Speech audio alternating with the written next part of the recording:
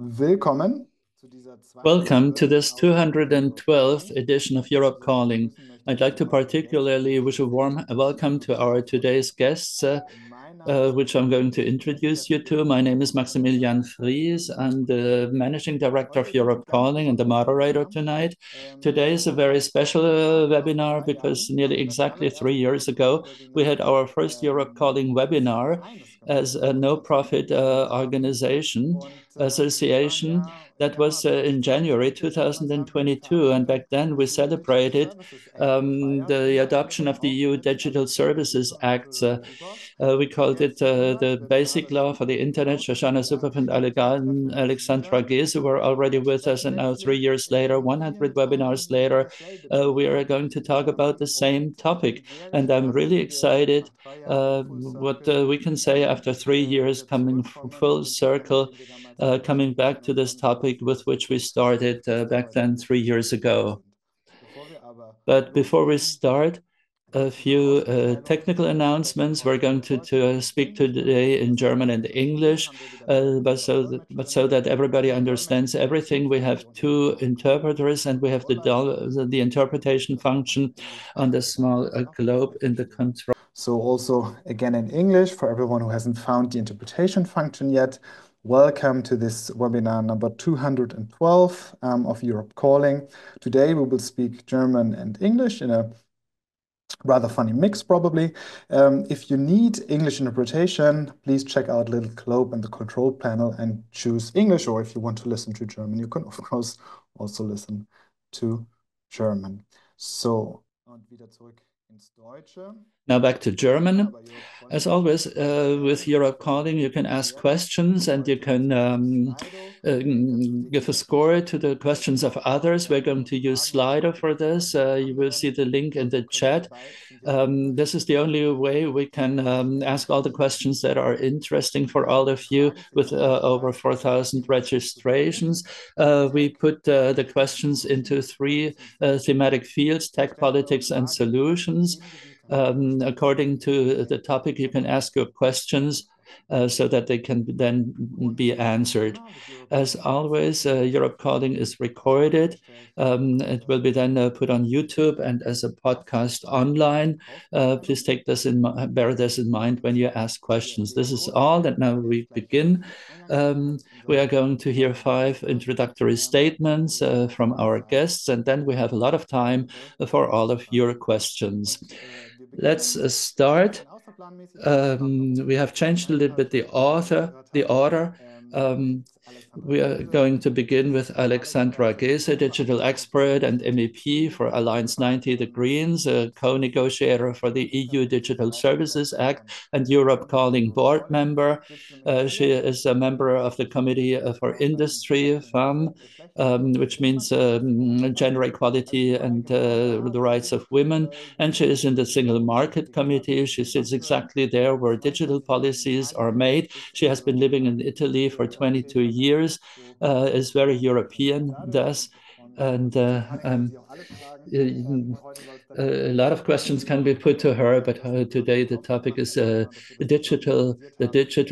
I'm very happy that you were able to be with us. Alexandra, you have the floor.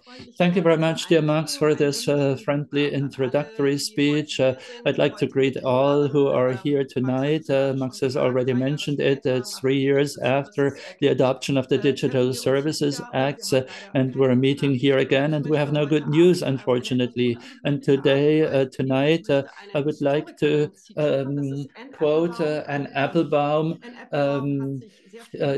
who dealt a lot with autocracies, with dictatorships. And our webinar today has the title Hostile Takeovers, how billionaires can undermine our democracies and what the EU can do against it. I'd like to say first how they undermine our democracy before we talk about possible solutions. And I would like to quote Anne Applebaum. We all have the image of an autocratic state before our eyes, led by an evil person who controls the army and the police. The army and the police threaten the people with violence. There are many evil people who cooperate with the regime, and there are a few opponents. But this has nothing to do with the reality of the 21st century. Today, nowadays, autocracies are not led by one evil man, but through a complex network of kleptocratic financial structures with comprehensive security services and technology experts, which are well versed in the surveillance and propaganda. And Abelbau speaks here on not on countries of Iran, Belarus, North Korea, or she speaks about such countries. But if I read this text today, I think of the United States. I think of large corporations and the few billionaires who have the objective to overcome all the frontiers set to them by the majority of the population and democracy, who do not want to pay taxes and who at the same time want to use state aids. This is advantageous only for a few, not for the population as such. And for this, they need propaganda, disinformation, which has now also reached Europe. They all, or you all know that Elon Musk, the owner of X, is one of those billionaires.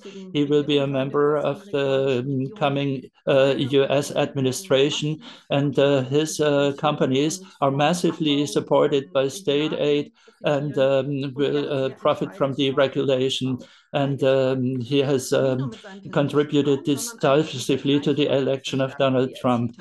With the reaches he has reached, the reach of his own account doubled when he began to get involved in the electoral campaign.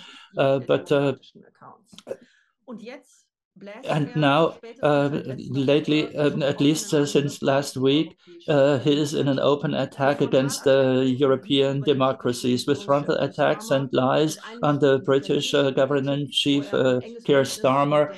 He has a close alliance with the also right-wing chief of government in Italy, Meloni, and also in Germany with the support of the AfD. We have seen it all last week, his conversation with Alice Weidel. And I don't know what you felt, but I read every day the posts of Elon Musk, Alice Weidel. I had them always on my handy screen and at a prominent place on X. Mark Zuckerberg, Meta, has also already announced that he will stop fact checking. So there will be no further checks of facts. And well, he said fact checkers are too political. But what does this mean? They are too political. Isn't he admitting something? Doesn't it mean that he is now going to support the far right? That they work with him, because otherwise the fact checkers would not be a danger for him if what he has on his platform would cover all the political spectrum. But for the far right, it is a problem to have fact checkers. And this is exacerbated by the fact that such lies are distributed much more than in the past. They are multiplied and they reach 6 or 10 times more people than in the past. And this has been found by studies, by scientific studies. Which means you're not able to declare lies as lies, but they reach much more people, and that's just a frontal attack against democracies. Because if you cannot show what is fact and what is not, a democracy cannot be effective, because then you cannot find the solutions, because the voice of those who say the truth are repressed. And this means that democracy cannot tackle the difficult problems and cannot solve them. Democracy cannot do what it is there for. And when democracy is not able to do its job anymore, people will call for the strong man. And this is exactly what we see worldwide in the course of the last years. More and more autocracies and democracies in the decline. Fascism and authoritarian systems frighten people, and they try to distract people. so that they don't understand that they have nothing to win in these new systems. They appeal to our fears, which are deeply rooted in us. People who have always lived in the country against migrants, those who came in the last wave of immigrants against those who came with the next to last wave of immigrants, those who need support against those who don't. And with these lies and these hate speeches, what can we do there? How can we intervene in these systems which automatically disseminate these hateful messages more strongly than in the past and more strongly than the truth? What they do is that they keep people in a constant state of anger. This means that they have open ears for them, and that's what social media tries to do. In the last years, we analyzed those business models and tried to make social media to something which really is in the service of people, of democracies. But now we see how this attack is really carried out against Europe, how the Trump administration backs up Musk and Zuckerman, and that there are more and more calls for Europe to abandon its digital rules, that there will be no more penalties, which means that X next week, when Musk becomes part of this administration, X will become a state medium. What is Europe going to do? We have heard a lot, not a lot last week. The few things I heard from Mrs. von der Leyen, the Commission President, well, from her, I heard nothing. From the Executive Vice President, Henna Virkkunen, who is responsible for AI, etc. We didn't hear anything decisive, no new investigations against X. But we could do quite a lot. What could we do? In the long term, we could certainly try to find alternatives for Instagram and Facebook and promote them, which are based on open standards, on pluralism, which is something we're going to hear a lot about today. I think that there are already alternatives. Markus Beckedahl and Berjon are probably going to mention all these.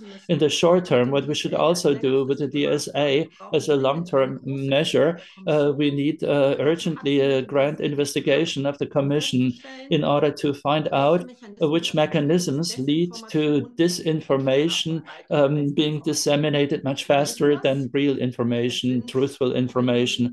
We know how it works. It's the negative emotions that these people appeal to through interaction-based ranking. The more content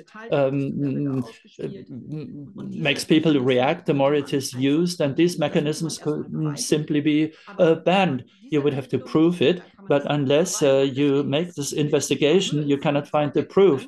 And that's why I'm a little bit worried when I hear Virkkunen, the commissioner who could do that, but because in November already with 42 MEPs, pleaded to the Commission to do exactly that, to investigate why the reach of Elon Musk's posts has been aggrandized so much. And she wrote now in the FSZ that they cannot prove this, but this means that the Commission is not ready to do their job. We have to reveal, to disclose the mechanisms with which hate speech is disseminated much faster than everything else. And here we would have to stop things. That would be the most urgent task.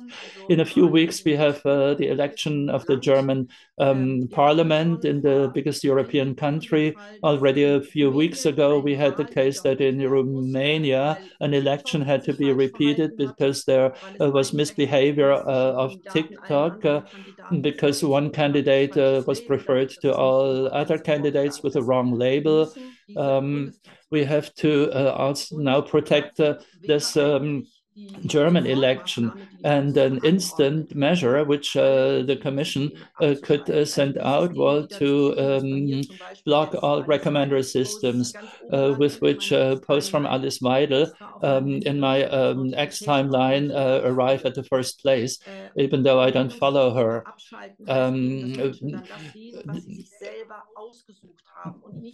Um, Taking down the system means that we don't play Elon Musk's game, and it would mean that lies and hate speeches cannot be disseminated faster than all other messages. That would be messages which we could take right now. Then the question of ranking, something I've just mentioned. I've been explaining this already in the past, and the reinforcement effect for hatred should be stopped. High frequency accounts mean that the more you post, the more the algorithm is kind of pushing it. But very often these are accounts which only send out disinformation. You could also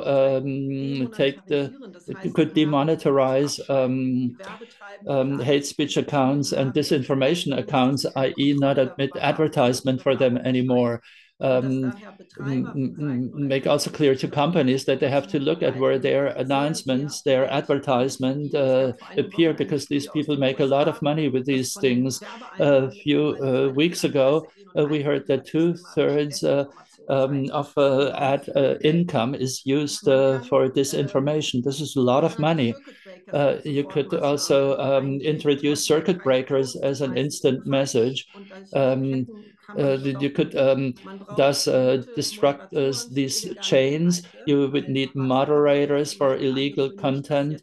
It was announced that a whole series of things which are criminal acts in Germany, threats and so on, will not be prosecuted in the US anymore. But in Europe, these things are still illegal, and we have to make sure that it remains that way.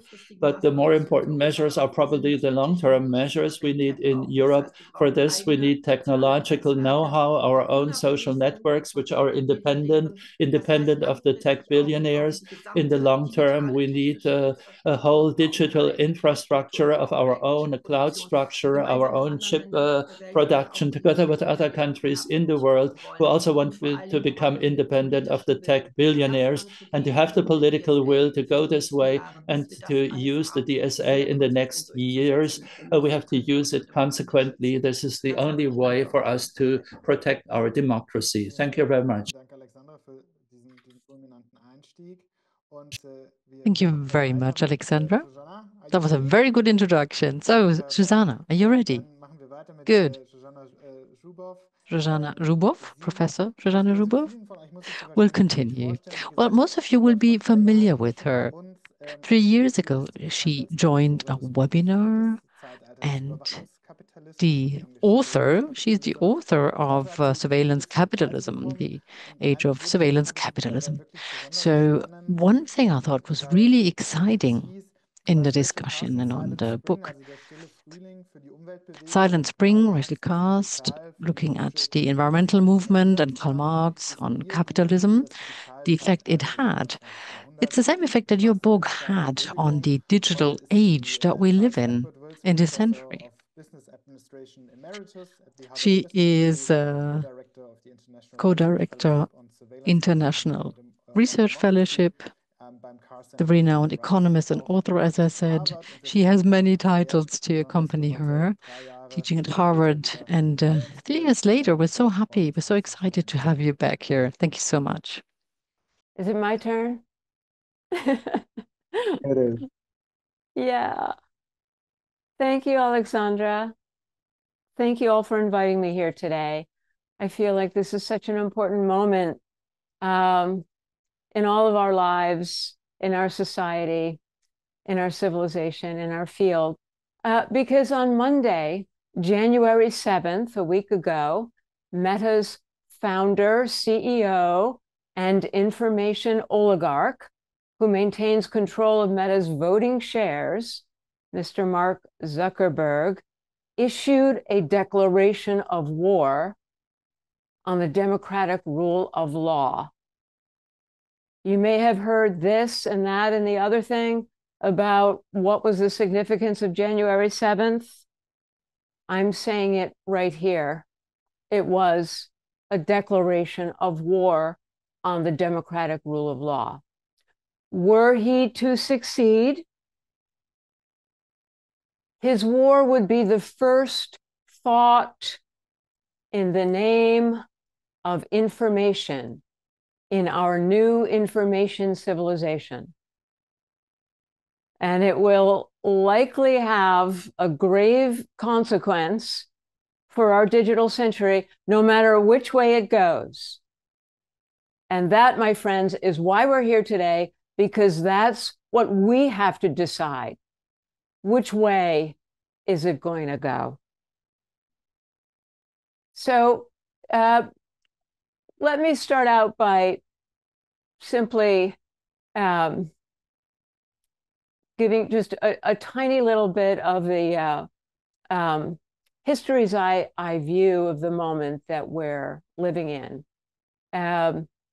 We share the destiny of pioneering together a new information civilization.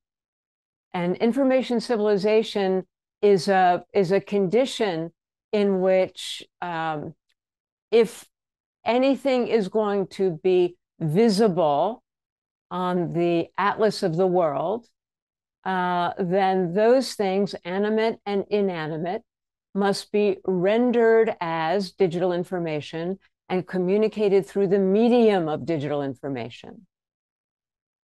And then the question arises, who knows this information? Who decides who knows this information? Who decides who knows? These are the fundamental questions of knowledge, authority, and power that shape the social order of an information civilization. That's where we are living today. Now, in naming the forces that would prosecute this information war that Mr. Zuckerberg has declared, he brings to life the political economics of what I have for many years referred to as the nightmare fusion scenario. And that's a place in which the information appetites and power of the state merge with the relentless supply of human-generated data from the surveillance capitalist giants, and with it, their powers to target and shape individual and collective behavior. Such operations, once legitimated by a war on terror, are now routinely turned on civilians in a full-on display of individual and population targeted information warfare. So how did we get here? Now, in the context of our information civilization, I've asked you three questions. Who knows who decides who knows, and who decides who decides? The really insane, or one of the insane elements of our conditions of existence today, is that right now, it is the private corporations led by the surveillance capitalist giants, Alphabet, Meta, Apple, Microsoft, and Amazon, that control all the answers, though we never elected them to govern. We are 2.5 decades into a global social experiment in private control of the digital information and communication spaces that are mission critical to life, social solidarity, and the endurance of democracy in the digital century. How did this happen? Well, in 1997, we had a Democratic president and a Democratic vice president, Messrs. Clinton and Gore, who presented their manifesto on e-commerce for the internet age.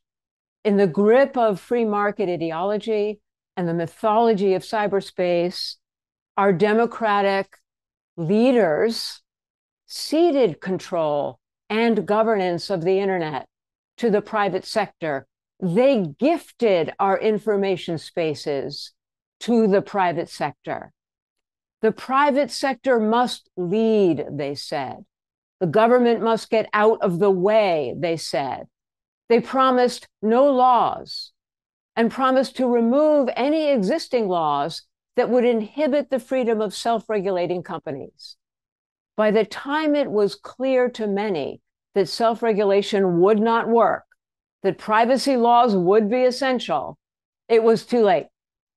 The US experienced the tragedy of 9/11, and as many eyewitnesses have described, at that time, the entire focus in Washington pivoted overnight from privacy to total information awareness and rarely looked back. These crucial moves at the early stage of a vast structural transformation left a void where democracy should have been. Surveillance capitalism quickly filled that void. More than 2 decades later now, our democracies have yet to reclaim that void. We have yet to do the work of asking the difficult questions. What is a democratic digital century? How do we construct it? How do we govern it? How do we fill it with trust? How do we provide our citizens with the support and information that they can flourish in a digital century? The political failure of the void forfeited the critical early decades of the digital century to surveillance capitalism. It deprived an increasingly connected world of any kind of clear alternative to the Chinese vision, which they did take time to parse out very, very carefully, their vision of a surveillance-based information civilization. So without a path to a democratic and digital future, the democracies abandoned whole societies to new forms of digitally mediated violence from both state and market actors. This failure of leadership continues to haunt us now, continues to constrain us now, continues to punish us. So the big bang of surveillance capitalism's birth begins with Google's discovery that with every internet engagement, users unknowingly leave a trail of rich behavioral signals that came to be known as data exhaust, once regarded as waste. But Google's data scientists came to understand that those signals could be aggregated and analyzed to disclose new troves of personal information, which in turn yield new capabilities to predict future behavior. And on the strength of that, Google founder Larry Page articulated an unprecedented vision of Google's new business, how they were going to climb out of the threat of bankruptcy during the dot-com bust, to a vision of Google as an aggregator and analyzer of human-generated data and a predictor of future behavior. Page and Brin realized that such predictions could be sold in bulk like any other commodity, like barrels of oil or tons of wheat. These new prediction products could revolutionize the ad industry, and they did, and set Google on the path to dominance, unobstructed by laws or even rules of the game, because this game was unprecedented. Nobody understood it. Nobody understood that it was even possible. Most critical, what the young men at Google did understand was that all of this had to be accomplished without users ever knowing what was happening, or that any of it was now actionable within a company such as Google. Ordinarily, when you secretly take something from someone and claim it as your own and use it for your own interests, it has a simple word. It's called theft. They understood this. And they understood that as a result of this, their future success would depend upon working in the shadows, lest they trigger user revolt, and more terrifying still, lest they trigger lawmakers to create the new kinds of laws that would finally redefine their breakthrough as theft, despite their rise to vast wealth and power. These vulnerabilities are baked into their foundations. They are sentenced to a future of political appeasement and compromise, lest they draw the ire of lawmakers inclined to kill the golden goose, still to this day thriving only in the shadows. Now, without new public institutions, charters of rights, legal frameworks, purpose-built for a democratic digital century, citizens have been left to march alone, easy prey for all who hunt and steal with human data.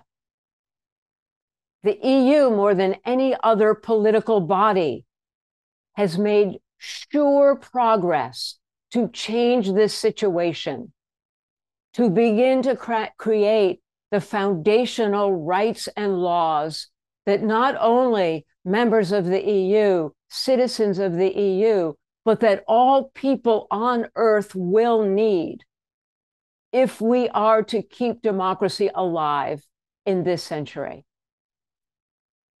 But we're not there yet.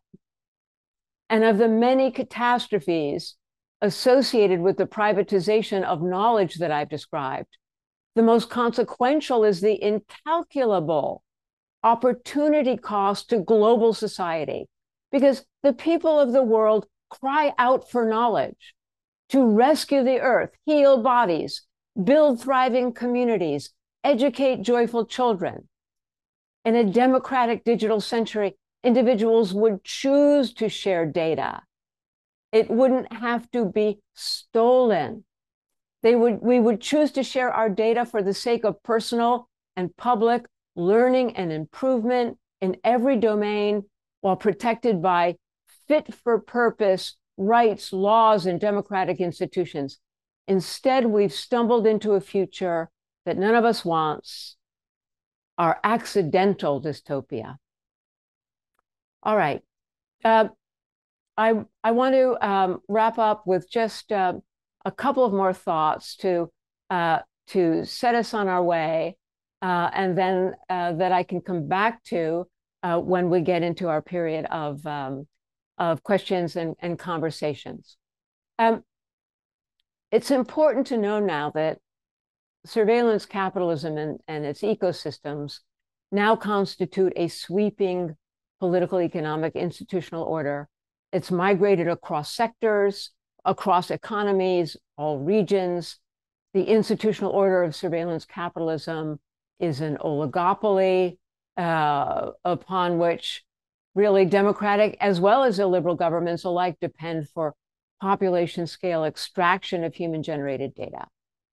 Mr. Zuckerberg and his brethren, tech leaders, joined with Mr. Trump in order to protect their franchise from a powerful wave of laws emerging from the federal government in the United States, including the Department of Justice and the Federal Trade Commission, laws that were going to be capable of landing arrows straight into the heart of surveillance capitalism's most essential operations.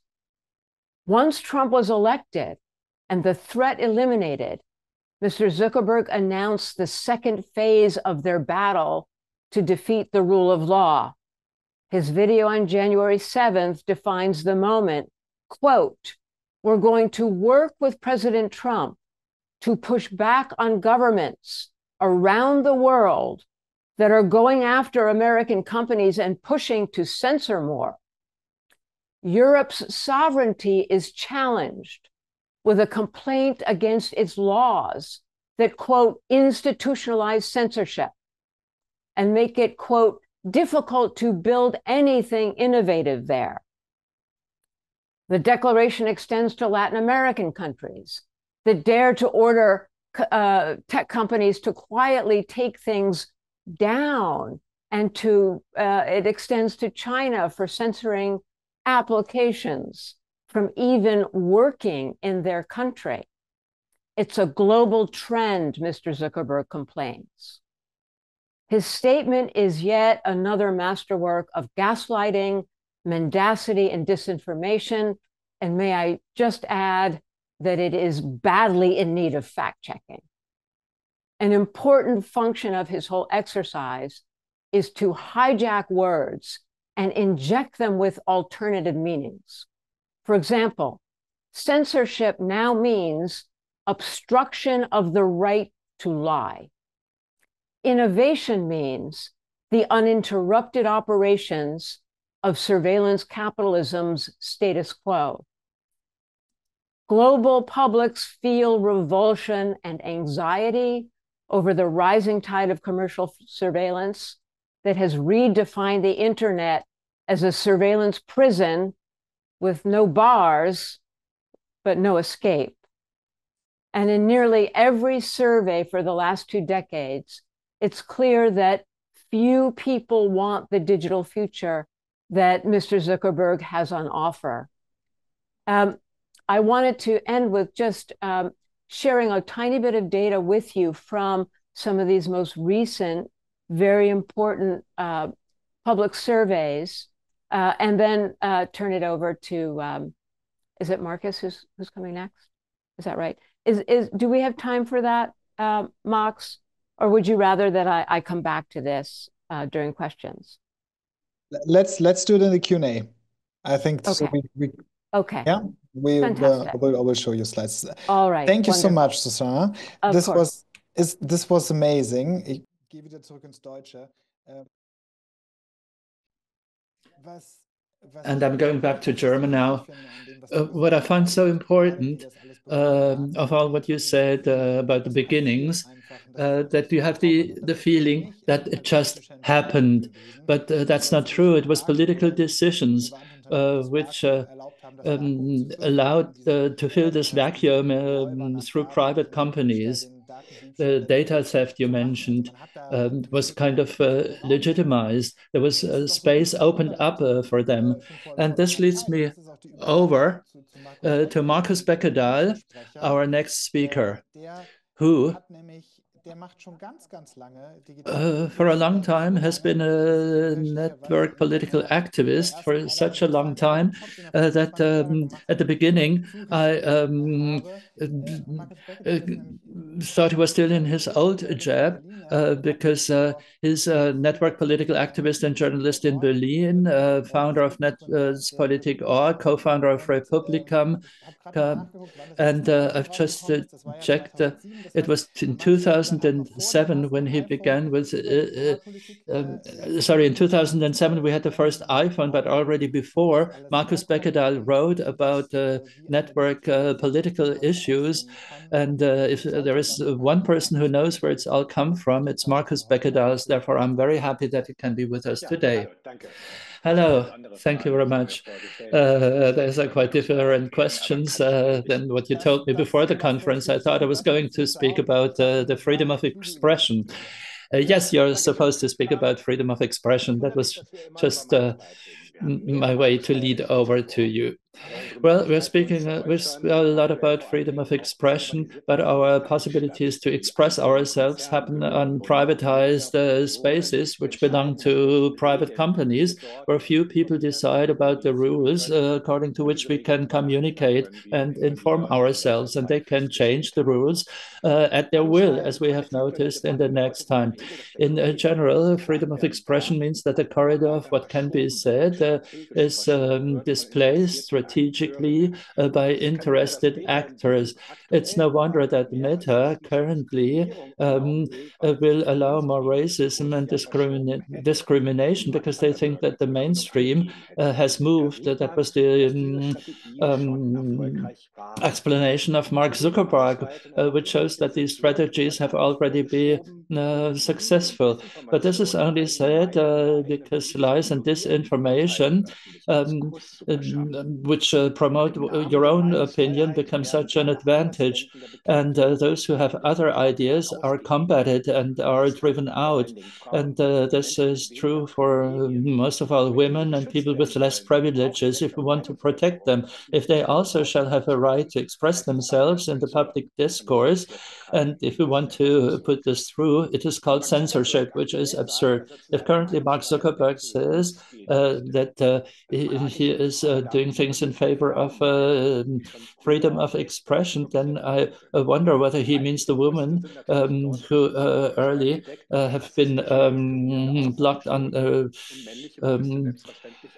Facebook, and female breasts are not protected. Elon Musk speaks about freedom of expression, but means his own freedom of expression and the freedom of expression of those who, like him, disseminate far-right extremist ideas. And this means that they have advantages on X. Why is the EU not taking stronger action against this? Why can Musk do whatever he wants? And the enforcement of the regulation at the European level is not making any progress. For the platform, if there is less freedom of expression, it means that they can save money. Content moderation costs money. Musk showed that you can save money in this field, and Mark Zuckerberg wants to do this too now.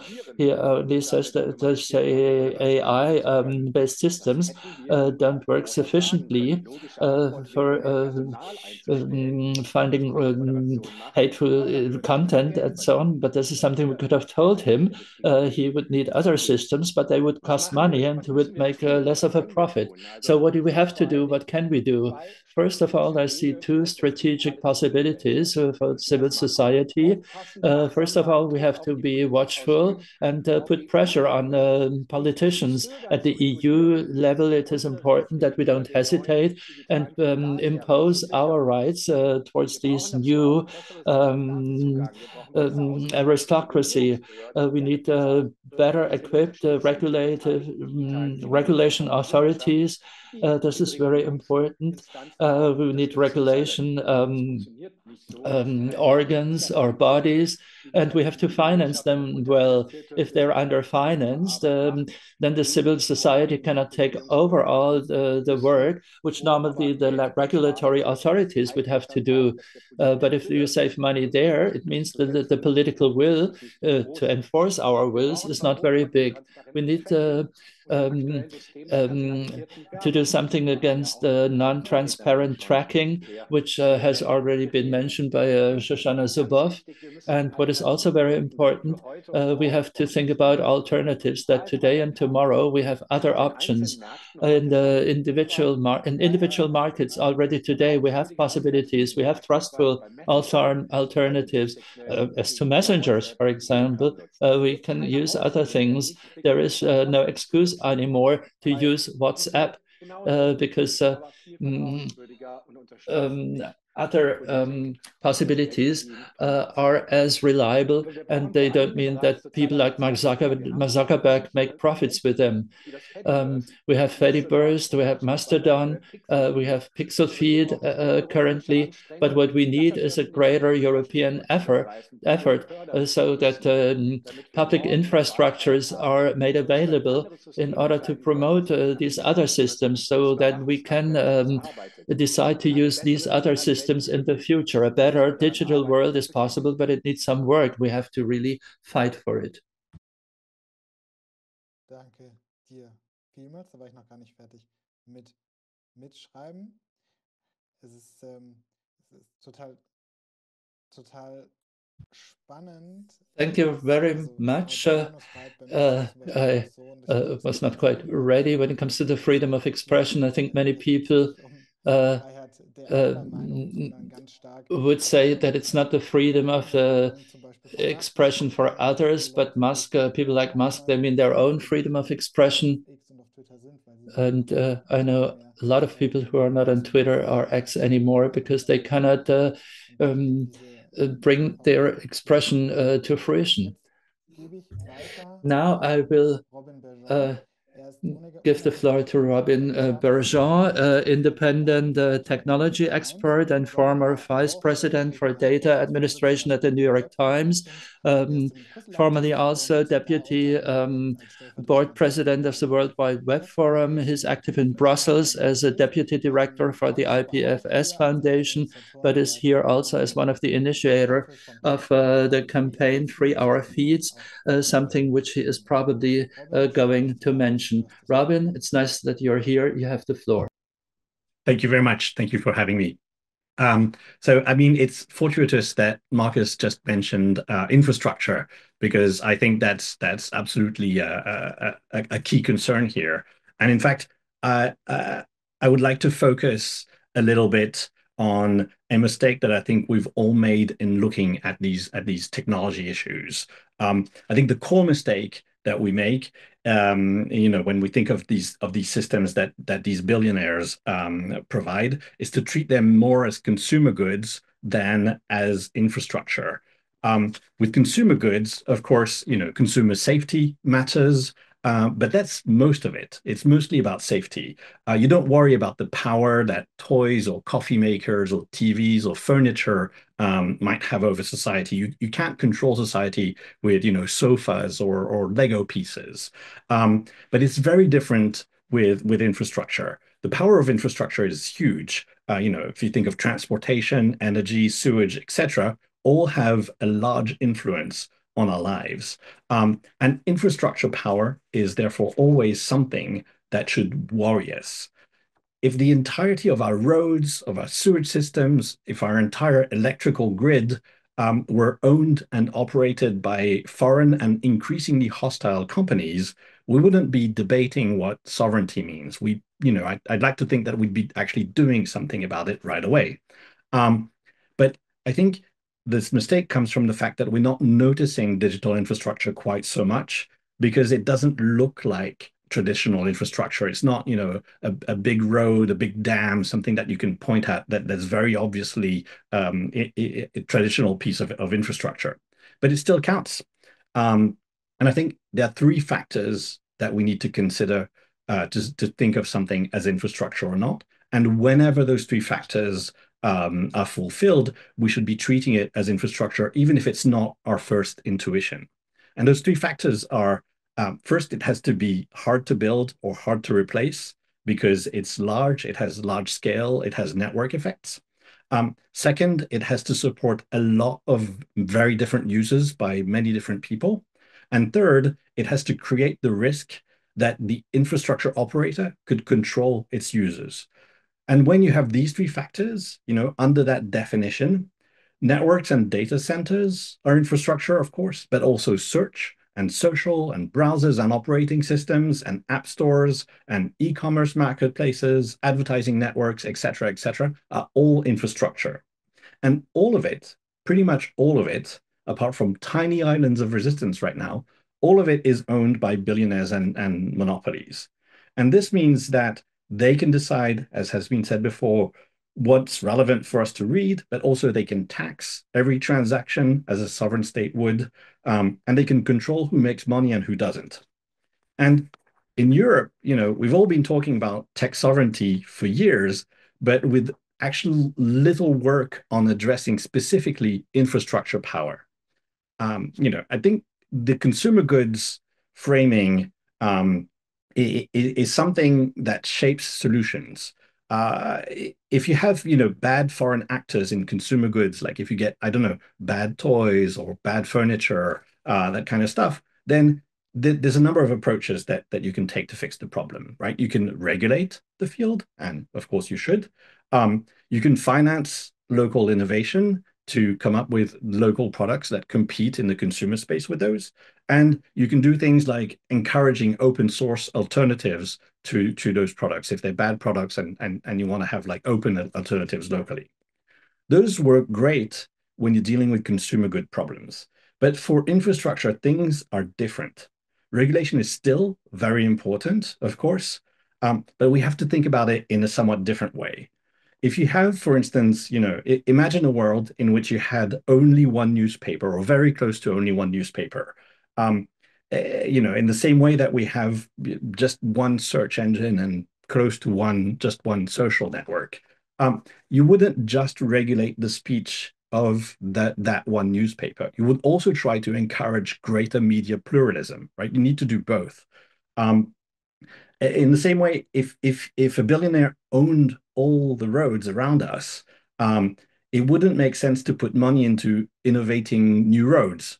right? Even if you come up with the best road, the best asphalt, the best innovation in road making, that guy still owns all the roads. You're not going to like replace all the roads with just like your innovation. That's not how it will work. And same way, we could open source our sewage system. I would love the transparency of that. I would love the thinking behind it. But that's not going to make toilets flush, because that's not, for infrastructure, you need more than something being open. You need it to be actually operated. And open source is great, but it's not magic on its own. And so what we need to be thinking about here is funding for infrastructure. We need industrial capacity in tech. We need public governance of digital infrastructure.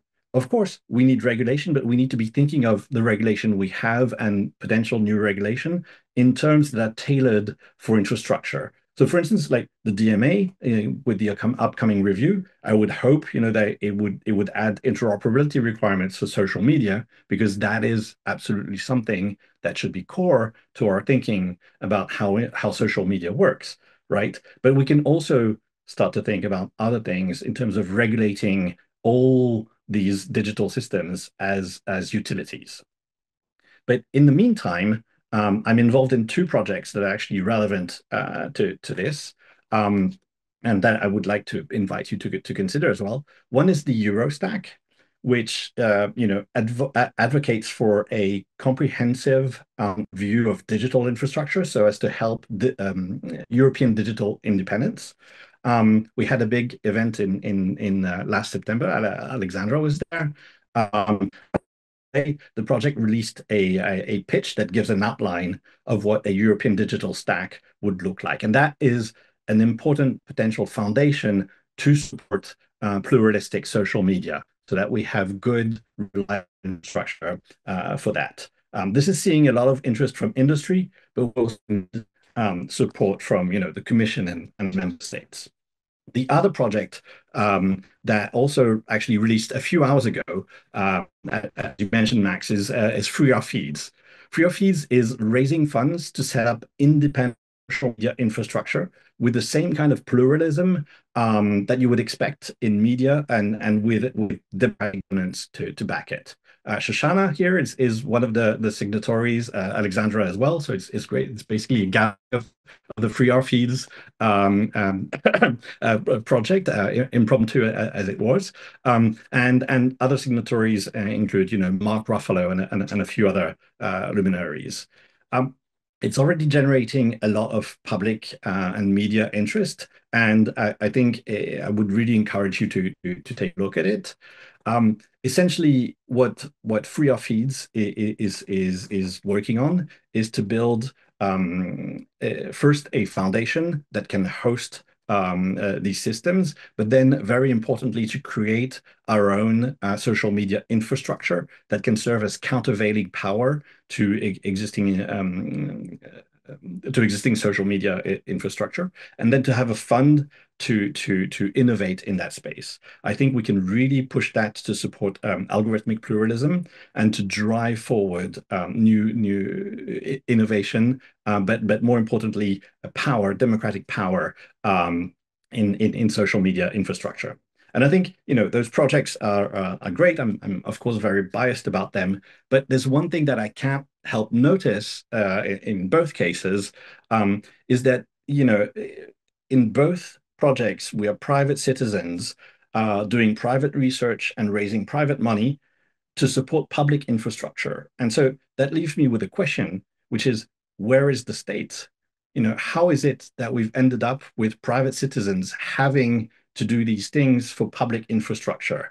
And in a sense, maybe the billionaires are taking over because the state is distracted and focused on the wrong way of approaching these problems and not doing enough to approach them as proper infrastructure. And so I would like to suggest that if we managed digital infrastructure just the way we do old-fashioned infrastructure, with the same kind of public governance, even if it's sometimes privately operated, then I'm pretty sure we'll be back on top of things in no time. Thank you very much.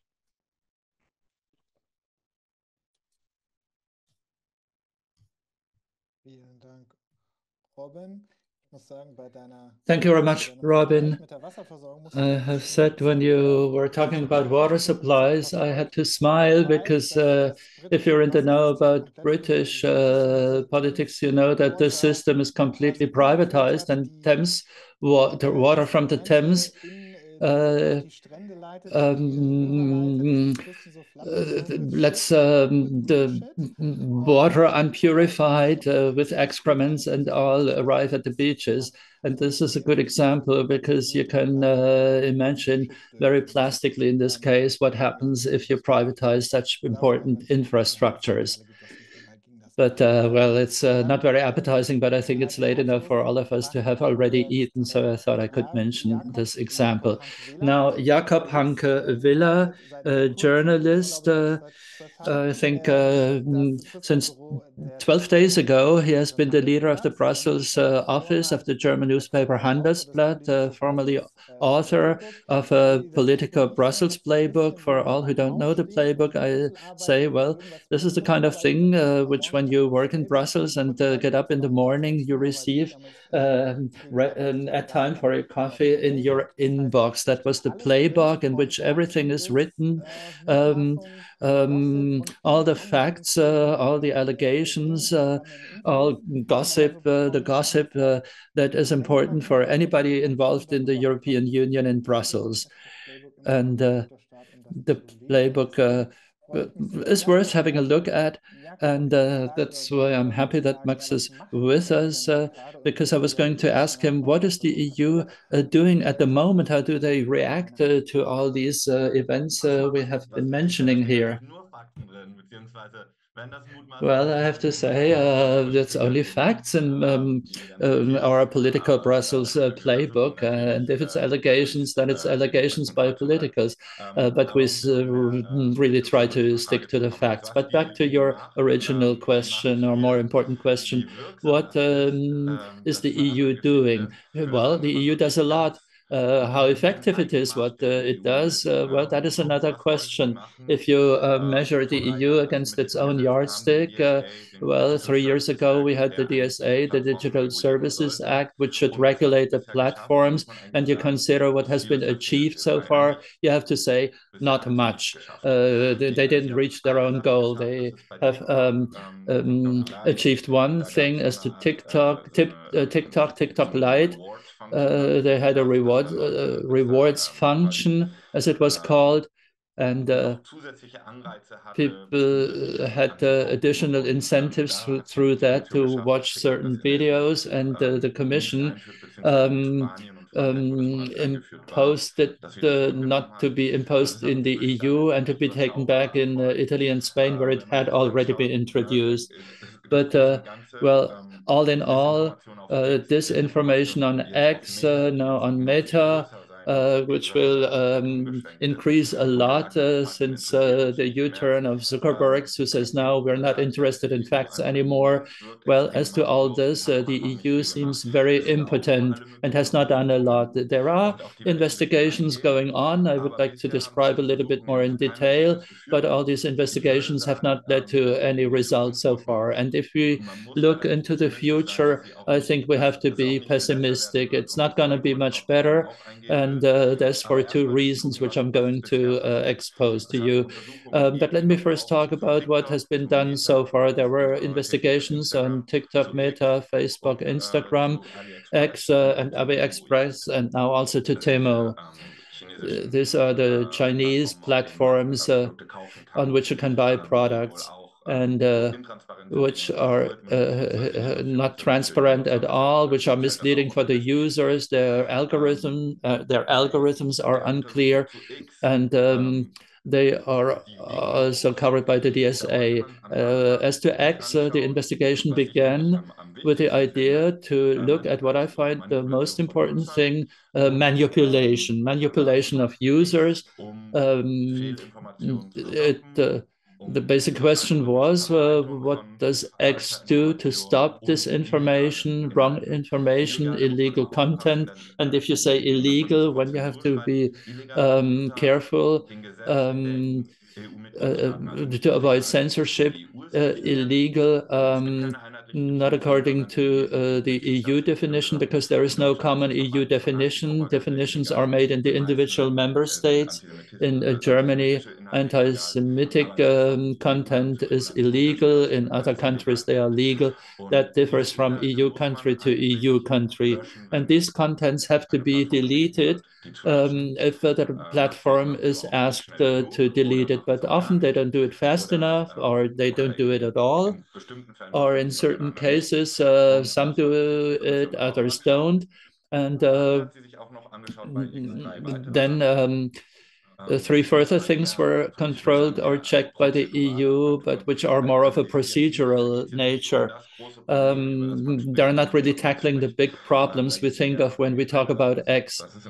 And what they check is the blue check marks, the blue crochets, that they are misleading, they said, which is probably true because you can buy them, but nobody it checks whether you're really a verified user, and therefore they are misleading, because if you see this sign, you think that this is a checked user. And then advertising, this is not transparent enough according to EU. And then access for scientists to data.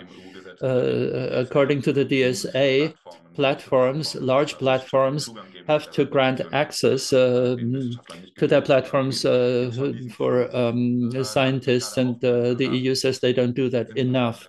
I have mentioned five, only the three latter have yielded so far results, preliminary results, but the two big, those who are systemically relevant, manipulation and disinformation, illegal content.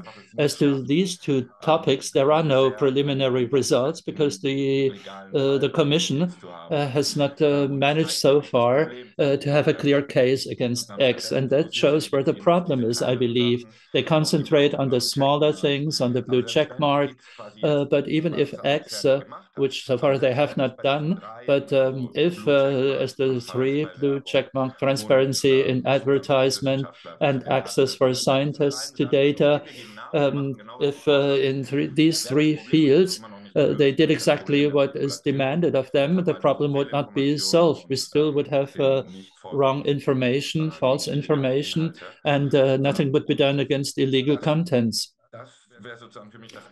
And this would be one of the systemic problems with the DSA, namely that it's very difficult to prove things. And the responsible commissioners admit this too. It's difficult for the Commission to prove that an algorithm is manipulated. Sometimes you have the feeling that in the last months or in the last years, far-right contents or contents which Elon Musk shares a lot are in the forefront, but the Commission cannot prove that the algorithm for this is really manipulated. And if they cannot present proof, they can do nothing. And then I believe there is a second problem as to this law, namely the enforcement. The enforcement is not transparent, and the enforcement is something the Commission itself has to take care of, not the law courts. As to other laws on information, traditional media, for example, publishing houses, well, in these fields, everybody can sue a publishing house and can say, the publishing house or the newspaper is liable, and then you go before a court. But here it's different. Here, the companies are not liable for the content they disseminate.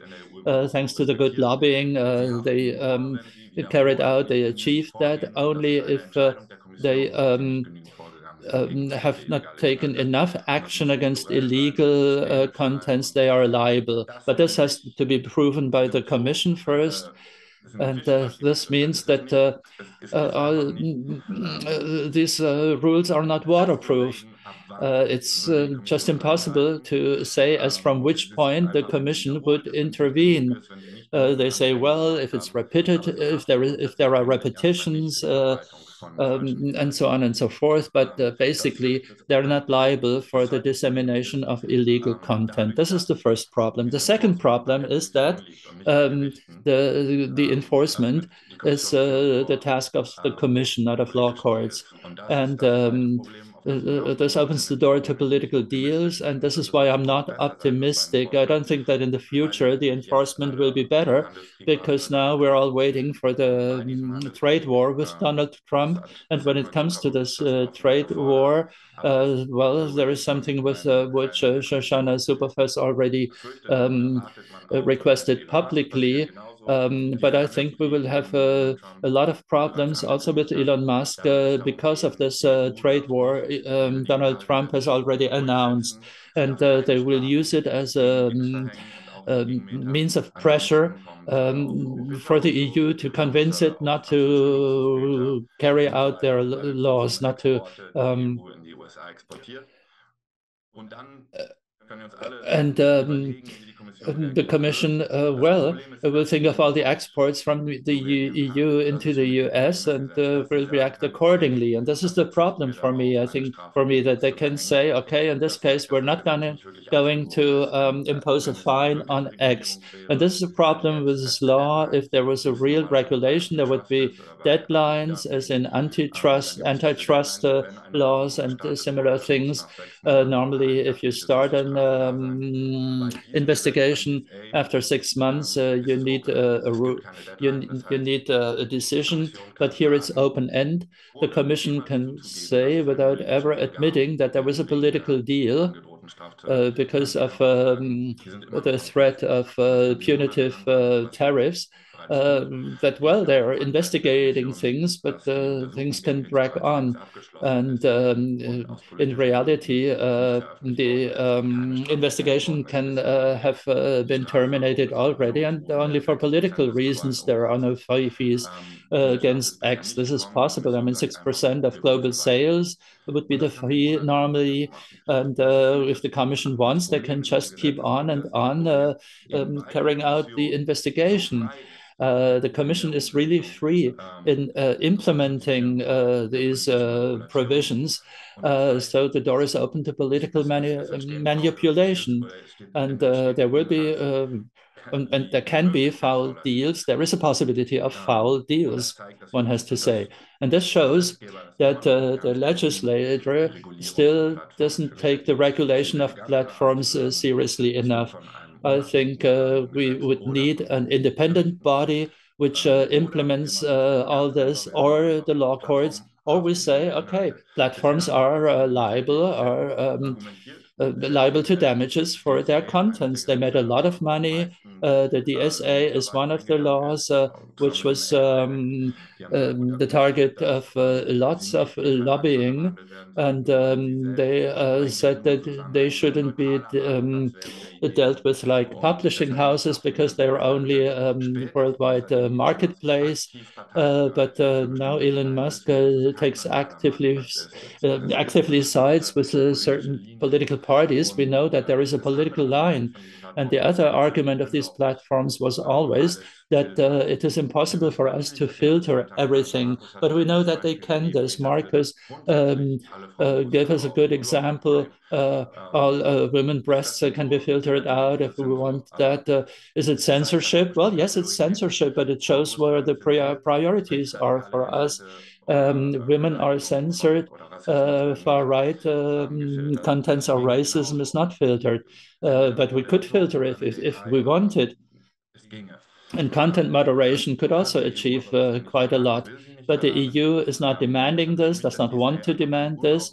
And this means that the Digital Services Act is a law which is not sufficient, which is not really up to the task. And a lot of politicians in the EU recognize this now. Axel Voss of the EPP in the European Parliament, the political speaker.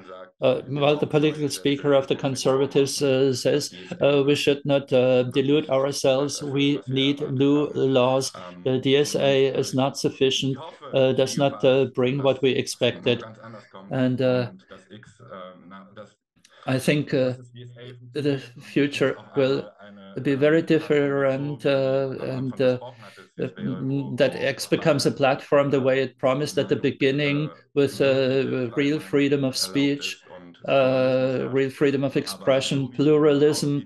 Well, that would be nice, but the way it looks at the moment, we have more to expect that there will be political deals, and that the DSA, or that the Commission, will not manage to really impose things in the important fields, filtering of wrong information, etc. The way it looks at the moment is that the Commission will not be successful. Thank you very much, Jakob. Now, let's start with our Q&A, with our discussion. So this is also a technical switch, not only in my head, it's also in the computer. So thank you so much for this. I mean, there are so many things to discuss, and also we have a zillion questions. So thank you all in the audience for, I think we have more than 200 questions now, all in all.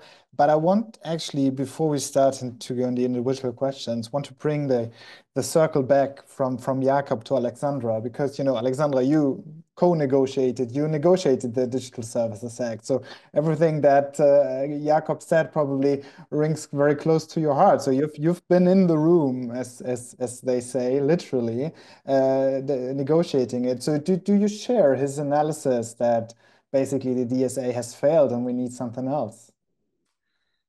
The question is, what do you measure it by? It's not working right now because the Commission doesn't want it to this week, in the past weeks. I share that part of the analysis. It's too political. It gives too much power to the Commission, and the Commission is not using it. I have a very high opinion of the department that is working on this. I have come to have a very low opinion in the past weeks of the Commission President and of the Vice President for Tech Sovereignty, Grünen, who is responsible for this. So that is the problem. I think we do have some instruments under the DSA that could work, but you need to have the political will to do it. And you need to be courageous. You need to be brave. You know, there's a lot of discretionality in the DSA. You can do a lot of things, but you have to take the risk to go to court. You know, that's going to happen. It's going to happen anyway. So you have to be ready to take that risk, to say, okay, this is what European citizens want. They do not want to be manipulated. They do not want an American billionaire to bring a party that is considered anti-constitutional in Germany to power. They don't want that kind of hate, and they don't want that kind of lies. And so we're using the DSA in that spirit. And you can't do that. There's Article 34 that's very, very clear. You can't do that, but you need to do it. And I share Jakob's opinion that they're not doing it. And that's why it's weak. Why is it so weak? Because, and this is where it gets a little bit funny. I know Axel Voss very well because he's from my hometown and we meet at social events, and we're really, Markus Beckedahl is laughing because he's from the same place as well. That doesn't live there anymore, to my knowledge. But it was his party, it was EPP, that made sure there was no independent digital agency to enforce that. That was something I claimed very strongly, and EPP said, no way. They made sure that we really, really had to fight super hard for the access to the data that is so crucial to do investigations, to get some sound evidence. And it was a really, really hard negotiation because his party didn't want that. So we were really close to banning the whole profiling and targeting. And EPP, his party, Axel Voss's party, said, no way, you don't touch that, which is exactly what Google and Meta didn't want us to touch. So when I hear him say we need new legislation, I don't think that's going to work because the majorities now are worse than in the last term. So where should majorities come from to get tougher legislation? I think every new piece of legislation we will do risks to undermine and diminish the DSA rather than increasing the power that we could get against these companies. So that is the real problem politically, I think. And we will lose a lot of time because to make a piece of European legislation, the Commission takes a year to write it. And then you need a year and a half to go through with it. This is what we did with the DSA. And then the member states, not to go only against the Commission, the member states, and Germany leading, the old German government, the old, the one before the traffic light, what we call the Grand Coalition, asked for 2 years before it could enter into force. So we could have had this, the Commission wanted 3 months. We could have had this 2 years ago and be fully implementing. This is what the member states government did not want, France and Germany leading. So I have absolutely, I share the criticism, but absolutely no faith that in this legislation with a majority that has gone much more to the right, any new piece of legislation would go through quickly and would do anything that you couldn't do with the DSA. So I think the political effect would exactly be the contrary. I think what we need to do now is to muster up the political will in the member states and in Brussels to push the Commission to enforce it, to say, okay, you bend the knee to Trump and Musk and Zuckerberg. People will not like that. Your citizens are not liking that. And we have to bring this up in Parliament, and this is working pretty well so far. Thank you. Thank you so much. Just for the panel as well, so how we do this discussion, I should have said at the beginning. So the hand symbol is online. So I will ask a question probably to 1 or 2 people from the audience directed to you. If you want to jump in on that, and I haven't actually asked you, just raise your hand.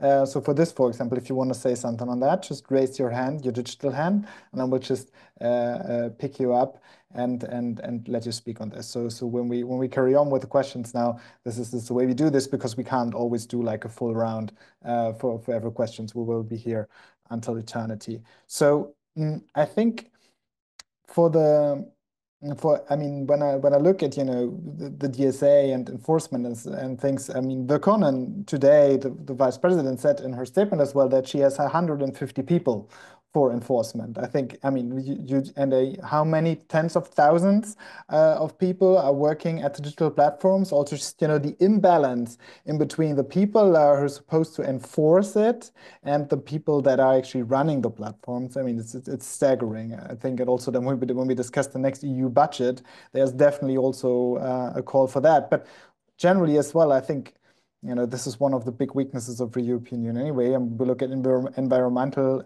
regulation as well. There are also just a couple of 100 people looking at infringement procedures for environmental crimes. So it's very much the same story. That's why I really like the many questions we also got about, and those are actually in all the 3 rooms on Slido. Those are the top questions. So what do we do now also, with the alternatives? And so what alternatives? So the questions are mostly, what are the alternatives? How can we support them more?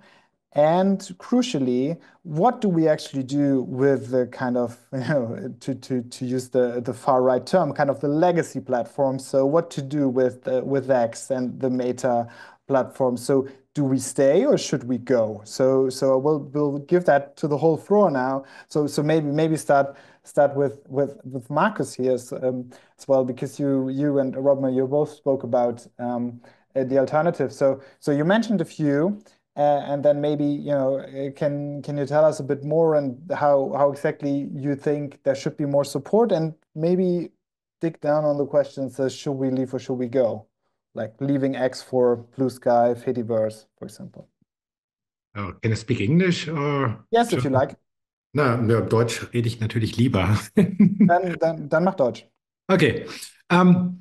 Problem. Es gibt eigentlich keinen Well, Grund, let me auf X say zu sein. that there's no reason to stay on X, I'd say. Many people stay on X because they think that they have to be on that platform for various reasons. Some of them think that they should stay to counter right extremism, but I think, that's over. Any tweet we'll send on X will strengthen the relevance and the coverage of this platform and will strengthen Elon Musk. So we should give alternatives a chance. And we also have to make sure, check out, and see that the media no longer give these platforms such relevance. It's actually absurd, isn't it? With most media, you'll find that whenever a politician says something and is quoted on X, it somehow becomes more important. But Blue Sky or any other alternative platform has quoted the same politician. But X gets more attention. So what's the hen, what's the egg? It's a catch-22. Media are there because they're politicians. Politicians are there because the media are there. So they're all afraid of losing attention. So at the moment with Blue Sky, I think we do have an alternative for political debates in the media.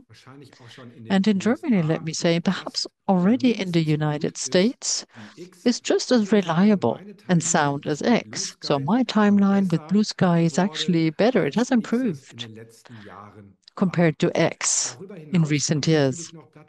And what's more, we have Mastodon, for example. That's also a platform. Mastodon and Blue Sky are competitors. They have different protocols, so to say. In what way various levels communicate with another or with institutions communicate with another. So I think it's great that they're competitors because we can choose and we have the opportunity to further develop systems and to see what direction that takes. But I'd also go as far as to saying that state agencies, for example, state ministries in doing PR, they should be obliged to also place information on alternative platforms for their citizens. They should publish their statements or information just as much there as on X. So if the Ministry of the Interior is on Instagram and Facebook and X, they should be just as represented on Mastodon or Blue Sky.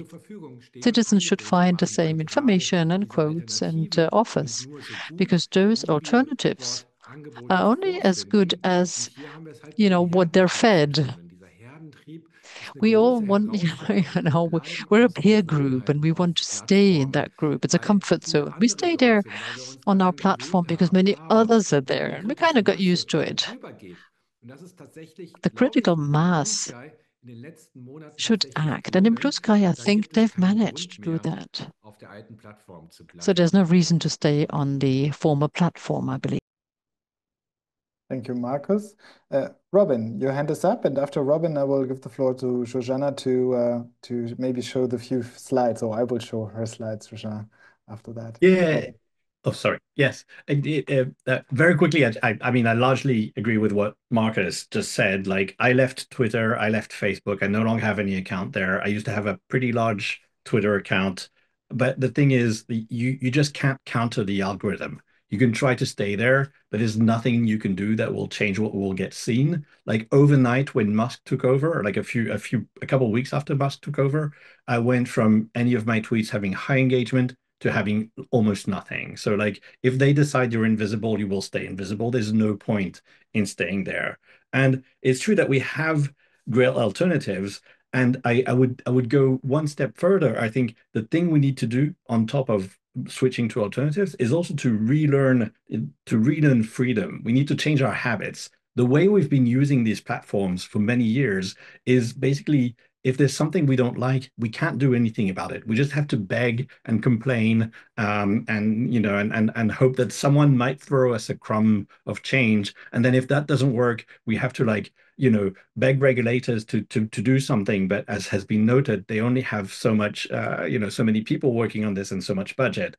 And the thing is, with these new platforms, there's actually a lot more freedom to do things the way you want them to happen. So for instance, on Blue Sky, you can pick your own algorithm. There are thousands of different feeds now that you can pull from, like for book lovers, like for philosophy, for biology. There's all kinds of different feeds that you can use, and that's a very powerful thing. But I see a lot of people coming there and going like, oh, I don't know what to do. Someone's not feeding me something. Someone's not picking the algorithm for me. We need to relearn. And I'm not blaming people, right? If that's all you've ever known, or if you've spent like the past 15 years in these systems that are really constrictive, you don't think that you have agency. And same thing for content moderation on Blue Sky. You can subscribe. They have this thing called composable moderation that's really interesting, where you can subscribe to different people's moderation things. You can subscribe to a labeler. You can subscribe to block lists, etc., and really have an experience where you moderate yourself automatically a lot of people that a lot of things that you're not interested in, without having to rely on the platform, and without having like one single arbiter of what free speech should be. And I think that's very powerful. And I think we really, really need to think hard about relearning that freedom. Thank you very much. And I give the floor to Shoshana. If you like, I think you wanted to show the slides I got. So should I show them?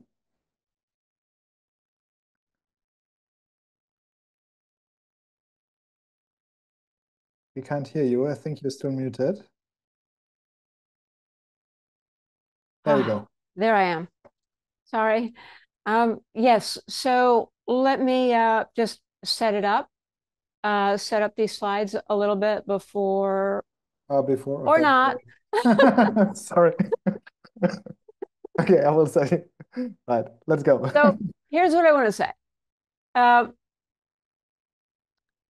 People are asking, what are the alternatives? We're all going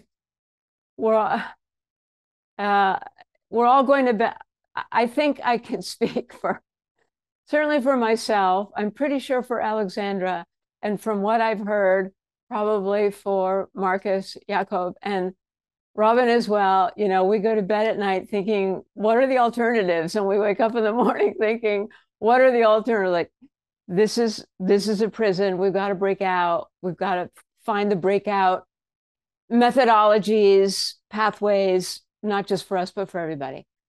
So, you know, one thing I always tend to start with when I'm at that level of frustration is, you know, really trying to grasp what the public is, you know, what is the public feeling? And you're probably all on top of various surveys and so forth. But, you know, for me, that's a big part of my life, is being able to track public attitudes toward these crises of the information space that we're talking about. And there were just a couple of data points that I wanted to share with our panel and with all the folks who are listening. One comes from old tried and true Eurobarometer, the most recent waves, 2021 to 2024. And there were just a couple of things I wanted to share with you. This is not on the slides, Max, but the next bit is. So here's 82% of respondents. And if you read surveys at all, you know that it's very unusual to see anything with an 8 in front of it. 82 is a lot. So 82% of respondents to one of the Eurobarometer waves agree that they find it useful for the European Commission to define and promote a common European vision on European digital rights and principles. 82%. So that means anyone who's dragging their heels, some of the dynamics that Alexandra was describing, there is a public there at their backs. And so one of the alternatives is, how do we mobilize our publics in a way that makes it difficult or impossible for our lawmakers to hide and not to be brave, not to be courageous, not to step out in front of this, you know, invitation to war. Okay. 2024 Eurobarometer, they asked an interesting kind of question. they showed people 8 bodies of rights, so 8 different categories of these various groupings of rights. And they asked people, of these 8 groups of rights, which are the ones that you have the most awareness of? What's highest, in your attention and in your in what you care about? And there were 3 that were right at the top. One was the right to reside freely anywhere within the EU. The second was the right to equal treatment in employment and occupation. And the third was the GDPR. The GDPR, our beloved GDPR that is endlessly criticized for being the best law that was never enforced, and so on and so forth. People are saying the GDPR because we want to control the collection and processing of personal information and the decision related to that makes certain forms of expressions related to racism and xenophobia actually punishable. So here are people saying, we don't want corrupt information. We do want information integrity, and we want the things that go with privacy, all the operations that we count on for our. So could we see that the other one that you just put up a second ago? So here's something that's really interesting. So this comes from the Friedrich Naumann Foundation. This was just done in November after all the U.S. election and most of the other elections had all been completed around the world. These are Gen Z respondents, all 16 to 24 years old. And what motivated this survey from the foundation was that a lot of the folks in this 16 to 24-year-old category were voting for candidates that we would consider illiberal candidates. And this was cause for concern. And so the survey was structured around the concept, all right, we've seen some evidence about your vote, but now we want to ask you straight on, what is your level of care and consideration around human rights, universal human rights? And the first thing they found in this survey, it's not on this page that I'm showing you, the first thing they found was that 88% of all these young people sampled, and I should say that I can point out it's here on the bottom, but small print. This was over 1,000 respondents from 5 countries, US, Germany, France, Hungary, and Poland. All right, so 88% of those respondents said categorically that they wholly believed and were committed to universal human rights for everyone, everywhere. A passionate endorsement of universal human rights. And then they asked another question. They listed these 10 specific rights that I'm showing you right now. And they asked, how important or unimportant do you rate the following human rights? And here's again what I want you to see. Would you have guessed that with everything I've told you, this group would have rated the right to privacy as the number 1 amongst all of these rights? Right to a healthy environment, to free and fair elections, to freedom of opinion, I mean, there's so many important rights here. But 88.8% named right to privacy as very important. All right, so this is giving us an insight into the population, the citizens, our friends out there who are ready to be mobilized with us. And one of the things that we have to do, and I'm actually, when I say we, I don't know why I'm including myself, because I'm with them. But, for those who are listening right now who, like Alexandra, are lawmakers and leaders and have within their authority whether or not the DSA goes full on and whether or not so many of our other critical laws go full on, and whether or not a new law like banning the engagement ranking, whether or not that comes forward, because that's another one of those laws that aims right at the heart of these operations. We've got to tap into our publics in a new way. And that also means that for folks like Robert and I, both involved with freer feeds, I guess others of you are too, and probably many listening right now, this is an example of grassroots action. And we need that times what?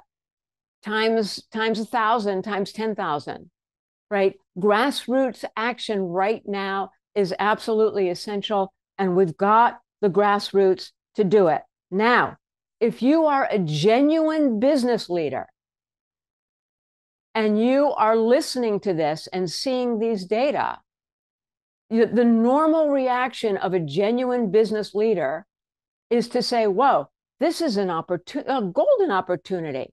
This is one of those classic huge gaps between supply and demand, right? What we're offering is not what people want.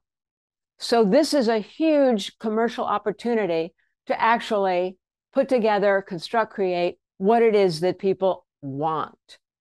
And it's very interesting to me that rather than acting as a genuine business leader, Mr. Zuckerberg is doing exactly the opposite.